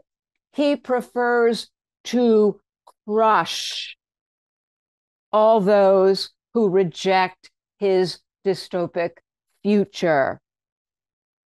He would rather protect the lucrative business of surveillance capitalism than he would engage in that one activity that these boys cannot stop saying: innovation. And in my mind, if there was ever any proof that innovation is a word that can only be understood with a gaslighter's dictionary, a codex of the tech giant's language, it is the word innovation, because what it really means is how to maintain the status quo. Could we see that second slide there? So the final thing I wanted to show you from our Gen Z friends is they were asked, you can see, what's the biggest threat to human rights? And they came up with a lot of important things. But what I want us to see is that every single one of these threats has a deep relationship to surveillance capitalism, because it's the targeting that allows the algorithmic recommendation systems to pick and choose intense inflammatory content and provide it with first-class amenities in the middle of the fake public square that is a platform such as Meta, Facebook, Instagram, and so forth. And so wars and armed conflicts, oppressive governments, these are hugely vulnerable to these algorithms that amplify, that disseminate in order to polarize, and through polarization drive engagement. And you can see that in every single one of these. So that here we've got the next generation. They're going to be leading, and they are feeling the pressure. And whatever we can do to reach into these and other groups to mobilize and organize, that's going to be part of the alternatives that we can create. Thank you so much. super important. I think I'm always surprised if I actually look at the Eurobarometer data. So that's kind of statistics of the European Union, because also just recently, confidence and satisfaction with the European Union is at an all-time high. And if you actually go around, you don't really feel it that way. But actually, if you ask the people, it's actually sometimes it's much better, and the opportunity is much better than they are. So Jakob has a hand up, which is great, because I wanted to also ask a question to Jakob. So that works, because I mean the whole story about a good investor, an investment into something that 88% the right to privacy, and I mean the European Union in a way is looking for the next big industry, European industry that could actually go into the future, with car manufacturing. This is basically gone to China, if we're honest, so that's not coming back. Many other industries are actually on the verge of actually going out of the European Union, and in services, it's a mixed bag. So do you hear when you speak with the Commission and European lawmakers, decision makers, do you get that feeling that maybe a fair, let's call it, just digital infrastructure is something that could be the next made in Europe industrial, even service output there is? So is the European Union ready to grasp this innovation potential? They're on car makers and they've lost to China. They're not going to want to hear this, even though it's partly true, probably. No, to be honest, to answer your question very easily, no, I'm not hearing this. I think a lot of people got their kind of fingers burned when they tried this decades ago. France tried to have an alternative to Google. They spent millions in a kind of state-funded French search engine, and it didn't work. It was a big failure, to be honest. And so I think now they're saying, if there's a demand for it, the market will do it. There might be some grants for it or stuff, but it's not like something that the Commission will top down push for. At least that I haven't heard about this. But to go back to the original question of what can we do, I know that, and there's like two answers, of course. What can individuals do, and then what can legislatures do? I think legislators, Alexandra is of course right that the majorities are different in this parliament, but there's one very, very simple thing that they can do, and I don't even know if that would imply changing laws or just applying laws that we already have, which is the laws that we have for publishers. And applying those to platforms. So if a newspaper writes something that's just factually wrong or libelous about someone or something, anyone can sue that newspaper, and they will either have to pay damages or correct that information, and often both. And that leads to very funny things in France or in Germany, for example, where we have these laws. That leads to very funny first pages of Bild, for example, which is a German tabloid, the most read newspaper in Europe.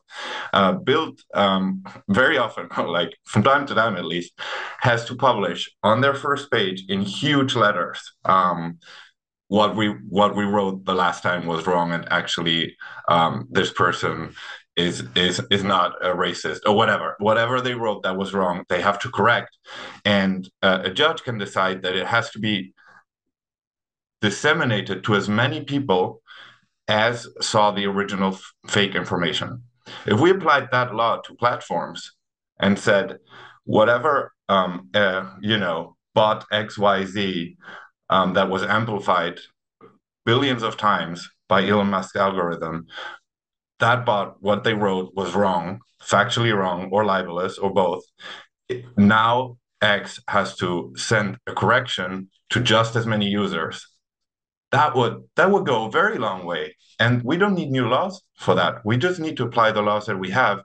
Stop exempting platforms from the laws we have. For me, the original sin was that we exempted platforms from laws that we have that are enforced by courts, so they're not political. The DSA is enforced by the Commission. That in itself opens the door to political deals. So what we're probably going to see is we're going to have a trade war soon, And as part of that trade war, there will probably be some sort of deal where the Commission says, okay, we're not going to fine X 6% of the turnover. And in exchange, you're not going to slap tariffs on us. I hope I'm wrong, but that's what it looks like. And that's what I'm hearing from a Commission, that they're expecting how this will play out.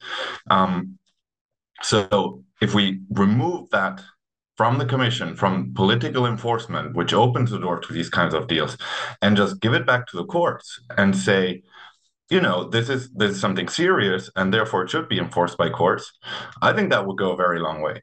And then to the individual question, of course, like everyone has to decide, each of us has to decide whether they want to be on certain platforms or not. Thank you.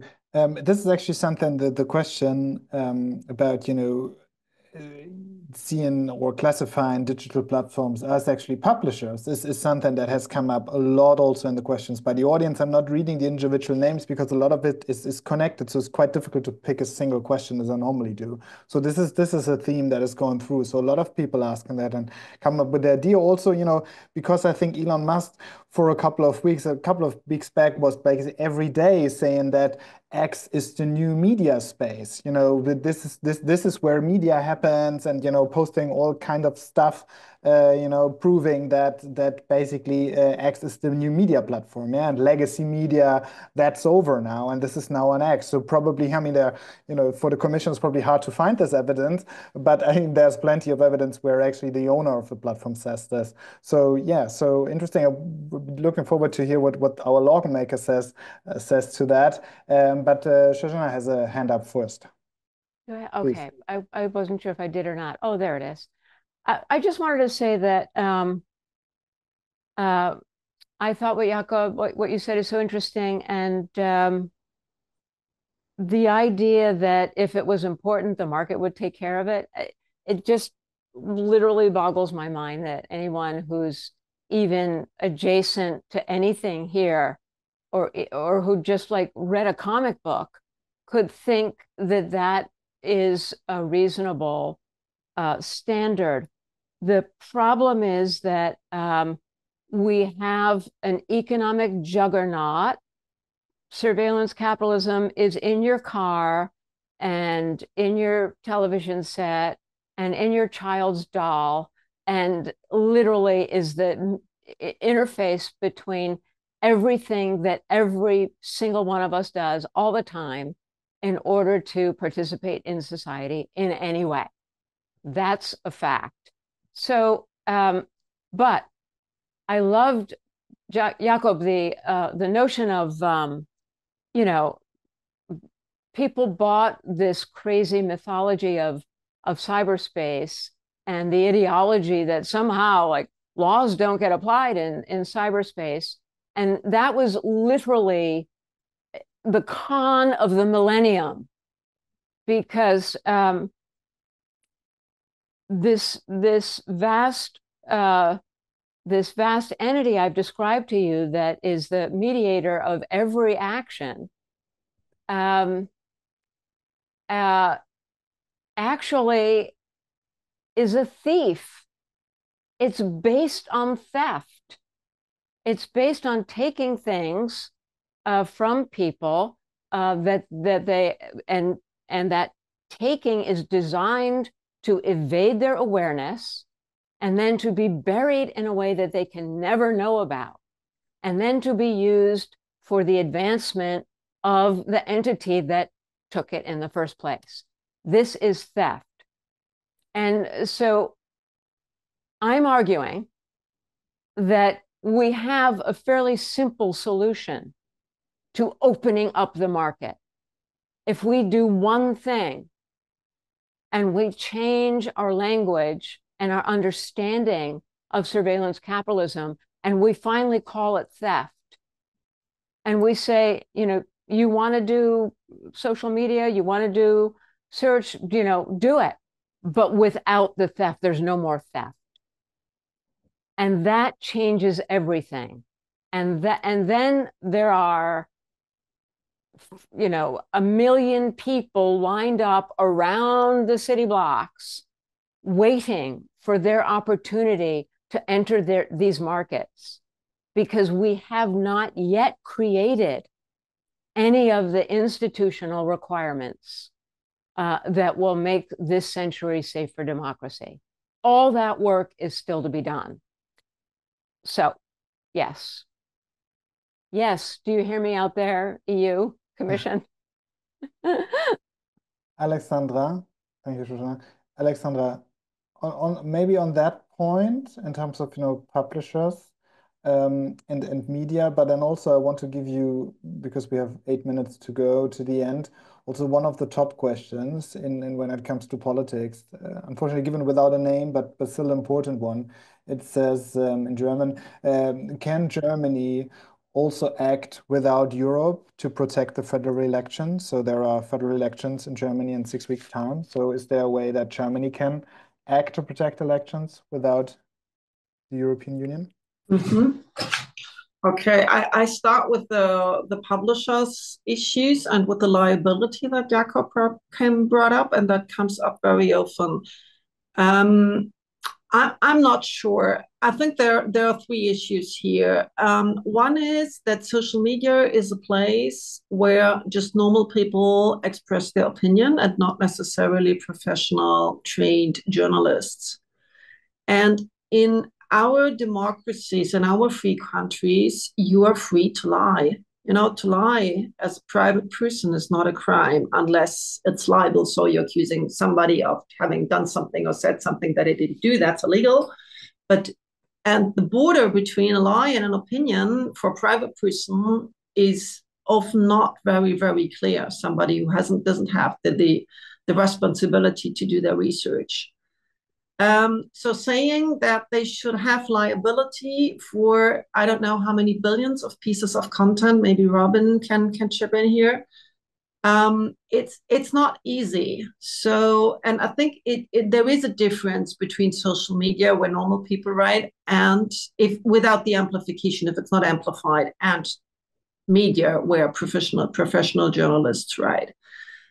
I think the real problem, and then, in practical terms, you said the commission can't finish this investigation and they don't have the means or they don't want it. I mean, how are they going to do that? If it's classic media, and you mentioned Bild as one of the newspapers that is often a little bit, in the gray zone, on the borderline about lying or not lying. But how many pieces of content do you have in one newspaper? How many pieces of content do traditional media produce, and how many pieces of content does social media produce? It's just how many orders of magnitude of difference do you have there? Just the sheer quantity. I mean, how do you go to a social media network that does not want to cooperate? But even if it does want to cooperate, and tell them, you have to produce a counter statement and send that out to the same number of people, how many millions of time do you need to do that? How do you measure the kind of amplification it had? If the Grünen is saying we can't prove whether Elon Musk boosted his own content or not, if they can't do it for one single account, how can they do it for the billions of accounts we have around the world, or the millions in Europe? So I don't see how this should ever work, even if we agreed on the fact that it's a good measure. How could that work? How could we really do this? I think the problem is rather the amplification. So some pieces of content get an enormous reach and others don't. These are the mechanisms that we need to investigate and to stop and put them back into the hands of users, as Robin explained. So users have to choose their content, and not Elon Musk or Zuckerberg and some toxic algorithm, which we don't even know what they're doing. I think that is the problem in social media. And then I very much agree with Shoshana. What she calls theft is basically these companies taking your data, taking your personal data, transforming everything you do and think into data and taking it away from you and using it to manipulate you. So if we could do the one big single thing, and this is something I advocated very strongly in the DSA for, is stop the data, taking the data, the profiling and the targeting. So I think that is really the thing to do, and to do that, especially in particular in advertising, because this is where it becomes really important. That's a really big market that gives a lot of power to Google and Meta, and where, classic media are don't have the funds anymore to really do good work because the money is going to Google and Meta. This becomes a little bit complicated. But there we have the problem. When we want to do this, we have the publishers against it. It was the publishers really protesting very hard against stopping all that practice, that data theft, because they do it on a very much smaller scale, but they also use the data.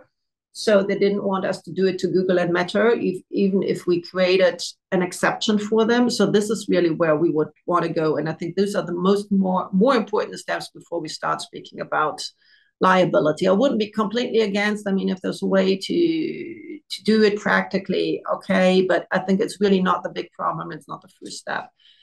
On what can Germany do without Europe? I mean, that is difficult because the piece of legislation that gives us a legal basis for acting against these companies is a European piece of legislation. It's a Digital Services Act. So I think what Germany should be doing, what the German government should be doing, what the German authorities should be doing, what the German political parties should be doing is to speak up against this and ask the European Commission to stop it. And this is the voice that I have been missing. I have heard the Chancellor, who has been personally insulted by Elon Musk, saying, oh yeah, we need to be cool and it's something we have to put up with.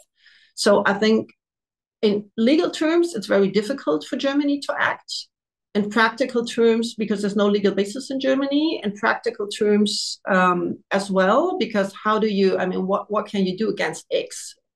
Even Germany, which is a big country, is not powerful enough to go against these huge digital corporations. But what Germany could do is really speak up, make it a public topic, talk to the Commission president, talk to the Commission, talk to the media. This needs to stop. The European Commission needs to do something based on the legal basis that we do have. Article 34, there's very clearly said if there's a systemic risk to public discourse and elections, the Commission can take mitigating measures. This is very technical language to say the Commission could stop the recommender systems, it could stop the profiling, it could force these companies to really make sure botnets operated by Russian or other foreign malicious actors cannot operate on their platforms. And if they keep saying, we don't want to do anything of this, you take an emergency measure. We have elections coming up in a few weeks and you just, shut off X. This is what the German government and the German public could ask for, and the German media as well. So, Alexandra, just to understand, so because it was also the question, because there's a petition out there by Campact, for example, that's already attracted, I think, 300,000 signatures to actually switch off X in Germany or in Europe, generally until the inquiries are done and everything. So would you support that? I would, definitely, yes. We have a legal basis to do that. And we need to protect our elections. We saw what happened to Romania. And this really creates an enormous mistrust in democracy. What happened in Romania for who didn't follow the thing? I mean, the TikTok amplified one candidate a lot more than the others. He was completely unknown before then, and then came out first at the election. And the Supreme Court of Romania had to annul the elections, and they have to repeat them. And it was total chaos. And this creates an enormous distrust in democracy. And this is exactly what the autocrats, what the fascists want, that people don't trust democracy, that they feel democracy is not serving their needs. And we really need to avoid this happening in Germany. I think we are not running the same kind of risk as they had in Romania in this case. But I mean, the interference in the German elections in the case of X is blatant, it's obvious. It's very, very clear, and there should be a lot of protest against us in the European Commission, which should really be taking measures. And if X continues to say we're not complying, I mean, that's a possibility to shut them down. I'm very, very sad and I'm very angry to see if what Jakob Hanke-Vela has been saying, that there are already plans to sell out basically the enforcement of the DSA in order to avoid sanctions. It's basically selling out democracy, for the survival of the German automobile or the German combustion engine. And that would be something very, very sad to watch. And I think all the Democrats right now are standing up to defend our democracy. And the digital realm is really the place where we need to do this right now. Thank you very much. So we're just crossed the 2 hours. So I'm afraid I have to close. I think we could continue this discussion for a long time. So one topic I actually wanted to discuss, but there weren't that many questions about this, so I didn't bring it out. is actually speaking about the other billionaires. So we spoke about Zuckerberg, we spoke about Musk, but there are actually others around that, like Thiel or Bezos, or also Altman. So there are many, and I had some in my invitation actually, that are all now couching up and closing in on Trump and sometimes living in Mar-a-Lago and doing private donations. So there's a whole court of billionaires around the new leader in the United States. And we didn't have time to speak about what that actually means. I will send around maybe a few links to interesting podcasts actually to understand better what's actually happening there, because this is not only something that, affects kind of the digital world, it actually affects much more than that in terms of the politics we're going into, and also the situation in the United States for people there. And I think I just want to end with kind of a picture. And again, it's then Musk, but when the question is how are they eroding democracy? I mean, we've seen the terrible fires in Los Angeles over the last weeks, horrible pictures, and so much misinformation spread on X and other platforms on who did it and who kind of defunded the fire department. So much misinformation, no help for the actual people. So people were looking for help on information, but only found disinformation. And now the pictures are coming in that Elon Musk himself is driving like a parade of Cybertrucks into the base camp of the fire and the rescue department, filled with like supplies and internet and his Starlink thingy. Now presenting himself after like setting them all up to fail and writing and disinformation them down. Now setting the democratic institutions up to failure. Now setting himself up to be the savior because democracy failed, right? And then if you read more about what those billionaires want to do, if you read David Sachs, for example,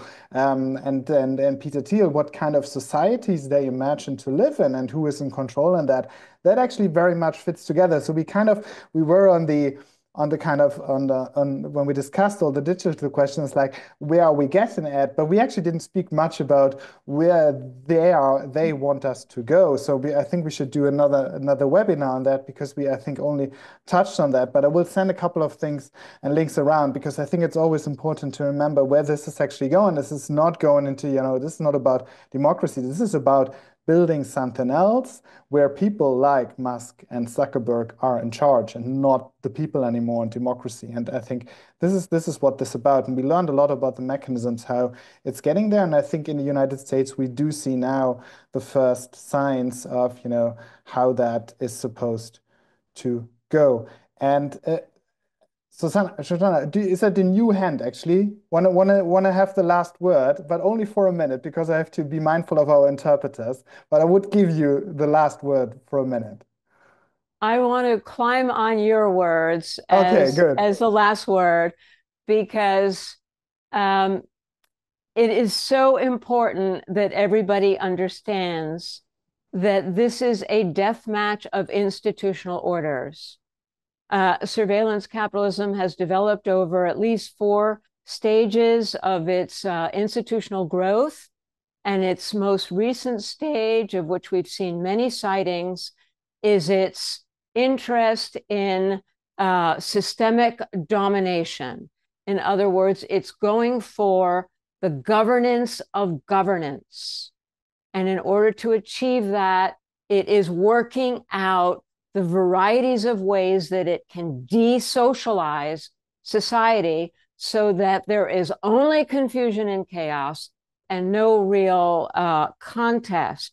This is a death match of institutional orders, and the surveillance capitalists are motivated to nurture every democratic failure and weakness.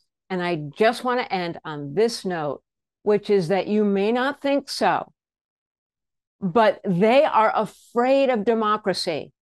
And that is why they're putting themselves on the line to bring it down. Democracy may be old and slow. It may be messy, but it has 2 kinds of power that they are terrified of. Number 1, it has the power to inspire action. Look to Ukraine. Number Did I just say number two? Sorry, I meant number one. I'm so excited. Number one, it has the power to inspire action. And I don't think any of the people you've described today are doing that.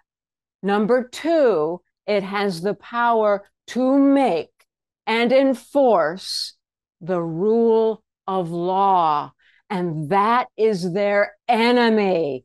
They want no laws. If they have laws, they become thieves and they stop making money and they stop being rich and famous and powerful and having the God view over everybody and everything. So this is a death match. It's not a rehearsal. There's no time to be scared. There's no time to be quiet. There's no time to let them go first. This is a battle. Thank you so much for this closing. Sorry, I won't Max. add anything else. I will just say thank you for this evening. See you at the next Europe Calling. I'm sure we will be coming together in this round or maybe a slightly different round, not only in 3 years. I think it has sped up and we will talk much sooner. Thank you very much. Have a nice evening. Thank you so much to the interpreters and you did a tremendous job. Thank you so much. And see you very soon. There will be a follow-up email coming with all the links and everything. A good evening. Bye-bye. Good evening. Thank you. Thank Bye. you. Thank you all. Wonderful to be with all of you. Thank you so much. Likewise. Thank you. Take care. Everyone.